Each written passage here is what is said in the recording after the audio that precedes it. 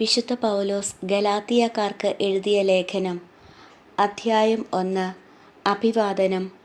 മനുഷ്യരിൽ നിന്നോ മനുഷ്യൻ മുഖേനയോ അല്ല, യേശുക്രിസ്തു മുഖേനയും അവനെ മരിച്ചവരിൽ നിന്ന് ഉയിർപ്പിച്ച പിതാവ് മുഖേനയും അപ്പസ്തോലനായിരിക്കുന്ന പൗലോസായ ഞാനും എന്നോട് കൂടെയുള്ള എല്ലാ സഹോദരരും ഗലാത്തിയായിലെ സഭകൾക്ക് എഴുതുന്നത്.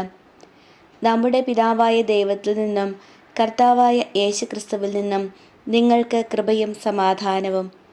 തിന്മ നിറഞ്ഞ ഈ യുഗത്തിൽ നിന്ന് നമ്മെ മോചിപ്പിക്കേണ്ടതിന് നമ്മുടെ പിതാവായ ദൈവത്തിൻ്റെ അഭീഷ്ടമനുസരിച്ച് നമ്മുടെ പാപങ്ങൾക്ക് വേണ്ടി അവൻ തന്നെ തന്നെ ബലിയർപ്പിച്ചു.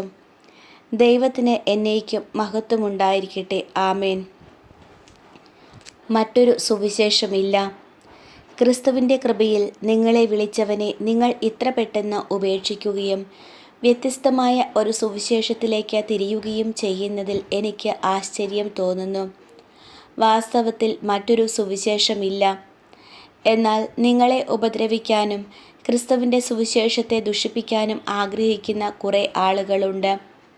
ഞങ്ങൾ നിങ്ങളോട് പ്രസംഗിച്ചതിൽ നിന്ന് വ്യത്യസ്തമായ ഒരു സുവിശേഷം ഞങ്ങൾ തന്നെയോ സ്വർഗത്തിൽ നിന്ന് ഒരു ദൂതൻ തന്നെയോ നിങ്ങളോട് പ്രസംഗിച്ചാൽ അവൻ ശപിക്കപ്പെട്ടവനാകട്ടെ.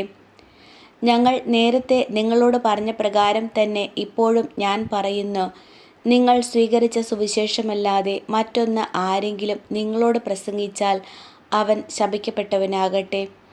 ഞാൻ ഇപ്പോൾ മനുഷ്യരുടെ പ്രീതിയാണോ അന്വേഷിക്കുന്നത്, അതോ ദൈവത്തിൻ്റേതാണോ? അഥവാ മനുഷ്യരെ പ്രസാദിപ്പിക്കാൻ ഞാൻ യത്നിക്കുകയാണോ?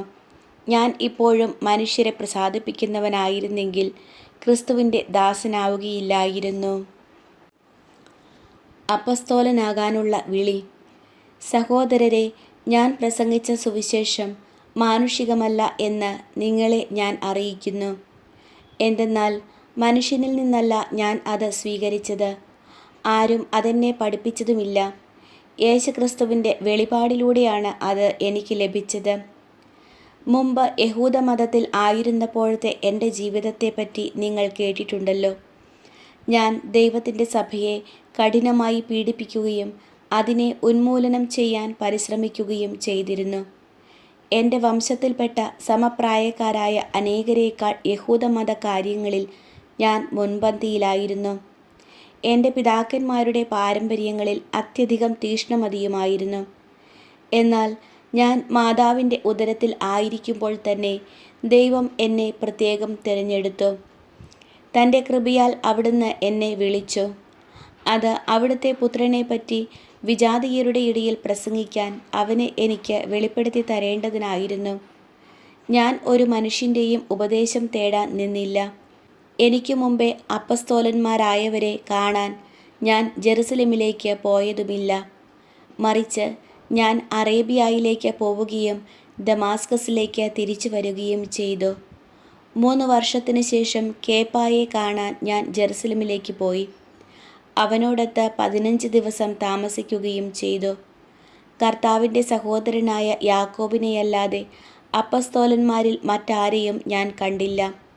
ഞാൻ നിങ്ങൾക്കെഴുതുന്ന ഇക്കാര്യങ്ങൾ വ്യാജമല്ല എന്നതിന് ദൈവം സാക്ഷി.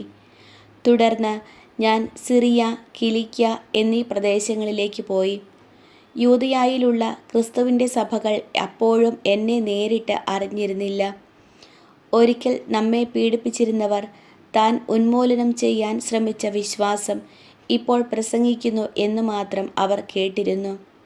എന്നെ പ്രതി അവർ ദൈവത്തെ മഹത്വപ്പെടുത്തി.